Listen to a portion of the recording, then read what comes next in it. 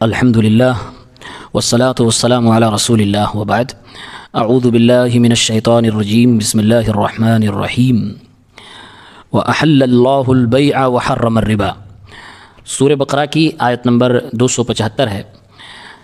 اس آیت کا مرکزی مضمون ہے کہ سود حرام ہے۔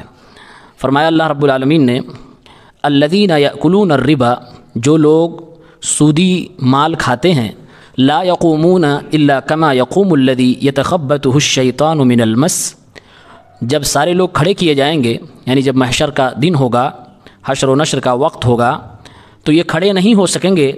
اگر ہوں گے تو ایسی حالت میں ہوں گے کہ جیسے شیطان نے ان کو چھو کر خبتی بنا رکھا ہو، یعنی پاگل بنا دیا ہو۔ ذالک بانہم قالوا انما البیع مثل الربا، اور ایسا اس لیے ہوگا کیونکہ ان لوگوں نے کہا کہ کاروبار، تجارت، بزنس یہ سود ہی کی طرح ہے۔ وَأَحَلَّ اللَّهُ الْبَيْعَ وَحَرَّمَ الرِّبَا، جبکہ اللہ تعالیٰ نے کاروبار کو حلال کیا ہے اور سود خوری کو، سودی لین دین کو حرام کیا ہے۔ فَمَنْ جَاءَهُ مَوْعِظَةٌ مِّن رَّبِّهِ، تو جس کے پاس اللہ کی طرف سے کوئی نصیحت آ جائے، فَانْتَهَا، تو باز آ جائے، فَلَهُ مَا سَلَف، باز آنے کے بعد جو باقی بچا ہے وہ اس کا ہے، وَأَمْرُهُ إِلَى اللَّهِ، اور اس کا معاملہ اللہ کے حوالے ہے۔ وَمَنْ عَادَ فَأُولَٰئِكَ أَصْحَابُ النَّارِ هُمْ فِيهَا خَالِدُونَ، اور جو نصیحت آنے کے بعد واپس اسی طرف پلٹ جائے تو ایسے لوگ جہنم والے ہیں اور وہ ہمیشہ اس میں رہیں گے۔ يَمْحَقُ اللَّهُ الرِّبَا وَيُرْبِي الصَّدَقَاتِ، اللہ تعالیٰ سود کو اور سودی مال کو ختم کرتا ہے اور صدقات کو، خیرات کو بڑھاوا دیتا ہے۔ وَاللَّهُ لَا يُحِبُّ كُلَّ كَفَّارٍ أَثِيمٍ، اللہ تعالیٰ تمام ناشکروں اور گنہگاروں کو پسند نہیں کرتا ہے۔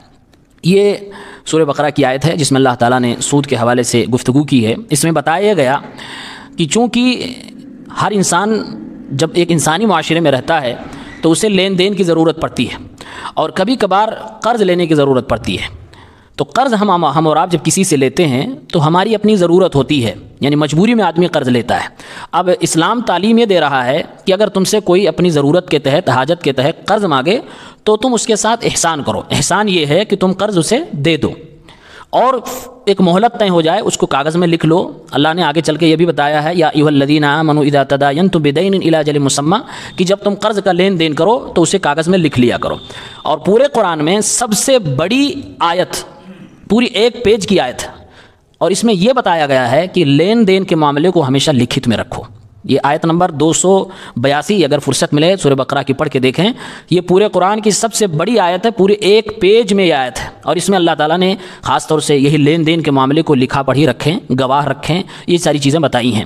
تو کہا گیا کہ جب تم قرض دو تو تم لکھ لیا کرو اور اس کے بعد ایک مہلت کے بعد ایک وقت پر اسے واپس لے لیا کرو، بغیر کسی بڑھوتری کے۔ آپ نے 10,000 دیا تو 10,000 آپ واپس لے لو۔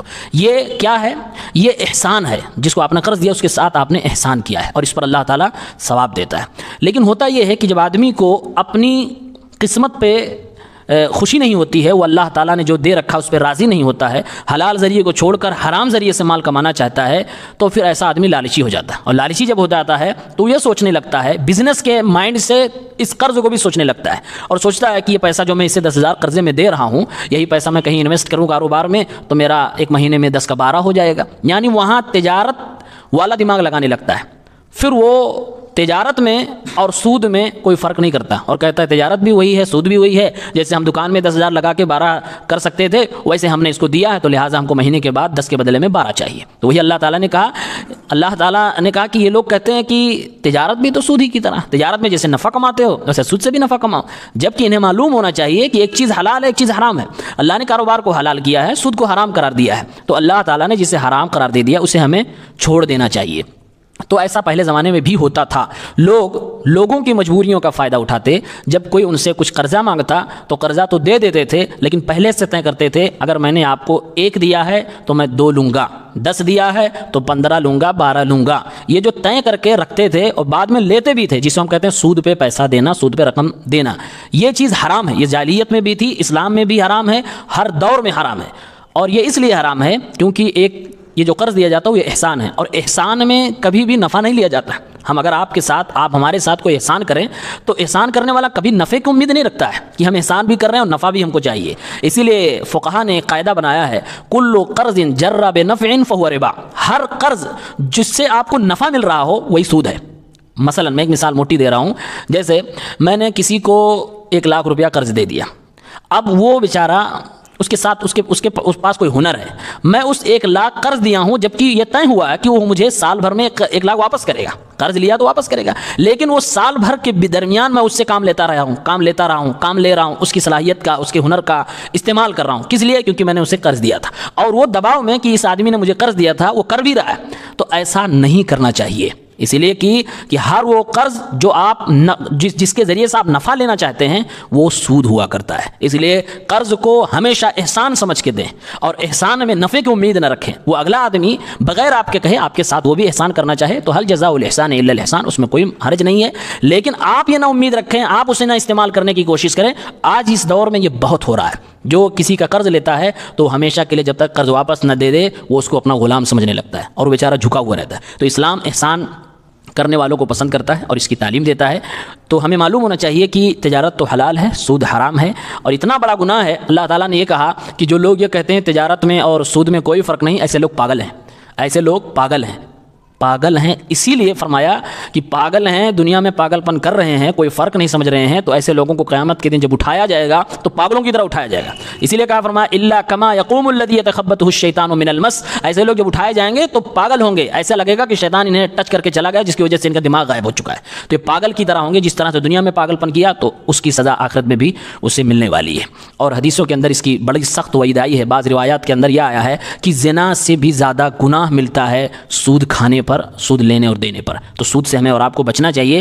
اللہ تعالیٰ نے یہاں یہ بھی فرمایا آگے چل کے کہ اللہ تعالیٰ سودی کمائی کو ہمیشہ کم کرتا ہے، یعنی اس میں برکت نہیں ہوتی ہے، کم کرتا ہے. اللہ قبول نہیں کرتا اس کے صدقات کو، اس کے خیرات کو، اس میں برکت کبھی نہیں دے سکتا ہے. اگر آپ کے پاس سودی کمائی کا 1 لاکھ ہے تو کوئی نہ کوئی مصیبت اللہ لے آئے گا جس کی وجہ سے وہ آپ کا چلا جائے گا. کسی نہ کسی راستے سے جانا ہے، چاہے بیماری میں جائے، چاہے کہیں نقصان ہو جائے، آپ کو احساس ہو یا نہ ہو، لیکن اللہ کی مار پڑنی ہے ہر حال میں اگر آپ نے توبہ نہیں کیا.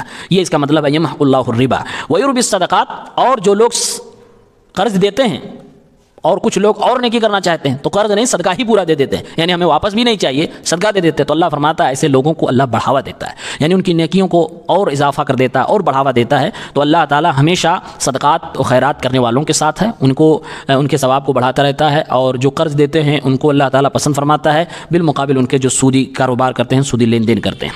واللہ لا يحب كل کفار اثیم. اللہ تعالی ہر ناشکرے کو، گنہگار کو پسند نہیں کرتا ہے. یہ اللہ تعالی نے سود کے تعلق سے بیان دیتے ہوئے آخر یہ کیوں کہا کہ ناشکرے کو اللہ پسند نہیں کرتا، گنہگار کو پسند نہیں کرتا؟ وجہ یہ ہے کہ جو آدمی حقیقت میں کوئی حرام ذریعے سے مال کماتا ہے تو گویا کہ وہ یہ کہہ رہا ہے کہ جو حلال ذریعے سے ہم کو مل رہا ہے میں اس پہ راضی نہیں ہوں، تبھی تو اسے لالچ پیدا ہوئی. جو جائز مل رہا تھا، جائز پہ آدمی جب راضی نہیں ہوتا ہے پھر وہ حرام طریقوں میں داخل ہوتا ہے. تو اللہ نے کہا ایسا بندہ ناشکرا ہے. اگر میں اسے دے رہا ہوں تو اسے شکر ادا کرنا چاہیے، جتنا مل رہا ہے اتنے پہ شکر ادا کرنا ہے، یہ حرام طریقوں سے نہیں حاصل کرنا چاہیے. تو ایسے لوگوں کو اللہ نے اس لیے کہا ناشکرے ہو اور ہم تمہیں نہیں پسند کرتے. اور آگے ایک لفظ استعمال فرمایا اثیم، الف تا یا میم. اثیم مطلب ہوتا ہے گنہگار. ایسا شخص گنہگار کیوں ہے؟ اس لیے گنہگار ہے کیونکہ وہ لوگوں کا مال باطل طریقے سے کھا رہا ہے، اور باطل طریقے سے لوگوں کا مال کھانے والا انسان کبھی بھی نیک نہیں ہو سکتا، وہ ہمیشہ گنہگار رہے گا اور اللہ تعالیٰ کی نگاہ میں ایسا بندہ مبغوض رہے گا. سود خوری اتنا بڑا گناہ ہے کہ اللہ تعالیٰ نے اسی میں آگے چل کے کہا ہے مسلمانوں سود خوری کو چھوڑ دو اگر تم مومن ہو. اگر تمہارے اندر ایمان ہے تو سودی مال کو لینا دینا سب کچھ چھوڑ دو، اور اگر تم نہیں چھوڑو گے تو پھر اللہ اس کے رسول سے جنگ کرنے کے لیے تیار ہو جاؤ. یہ بہت زوردار اللہ تعالیٰ نے دھمکی دی ہے، یہ بتانے کے لیے کہ سود خوری انتہائی زیادہ حرام ہے، اس میں کوئی ذرہ برابر شک نہیں ہونا چاہیے. آج اس دور میں تقریباً ہر انسان اس گرفت میں موجود ہے کہ سودی لین دین کہیں نہ کہیں وہ پھنس جاتا ہے. اس لیے ہمیں اور آپ کو بہت پھونک کے قدم رکھنا ہوگا. خاص طور سے بینک کے سسٹم میں ہمارا آپ سب کے سیونگز اکاؤنٹس ہوتے ہیں، تو بینک کا جو اکاؤنٹ آپ کا ہے اس اکاؤنٹ میں بھی اپنا حساب رکھیں کہ اگر میں نے پیسہ ڈال رکھا ہے تو اس میں کتنا انٹرسٹ آ رہا ہے، کیونکہ وہ آٹومیٹک آ رہا ہے. آپ حساب رکھیں. ایسا نہیں کہ ہم نے 1 لاکھ روپیہ آج جمع کر دیا تو 1 سال کے بعد جو اس میں 1,10,000 ہو گئے تو پورا 1,10,000 نکال کے ہم استعمال کر رہے ہیں. وہ سود والا آپ کے لیے حرام ہے. وہ پیسہ آپ اپنا حساب رکھیں اپنے اکاؤنٹ کا کہ اس میں جتنا انٹرسٹ کا پیسہ آ رہا ہے وہ پیسہ آپ کو استعمال نہیں کرنا ہے، وہ آپ کو نہیں لینا ہے.